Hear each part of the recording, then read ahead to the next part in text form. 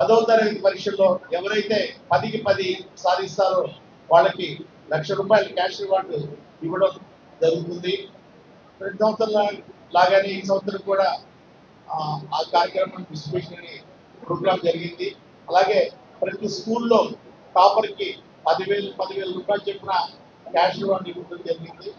ఈ కార్యక్రమం ఉండడానికి మన కూకట్పల్లి ఎమ్మెల్యే మాధవరం కృష్ణారావు గారు ముఖ్య అతిథిగా ఇచ్చేసి ఈ కార్యక్రమాన్ని జయప్రదం చేశారు. అలాగే ఈ కార్యక్రమంలో ఎంఈఓ గారు హరిశ్చంద్ర గారు, అలాగే మన మండల ఆఫీసర్ కిషన్ గారు, అలాగే టీచర్ గారు రాధా పద్మజ గారు కూడా పాల్గొని ఈ కార్యక్రమాన్ని విజయవంతం చేయడం జరిగింది. రాబోయే సంవత్సరం కూడా మిషన్ 10/10లో కనీసం 100 మంది విద్యార్థులైనా సరే ₹1,00,000 గెలుచుకోవాలని మా ఎమ్మెల్యే గారు కోరడం జరిగింది.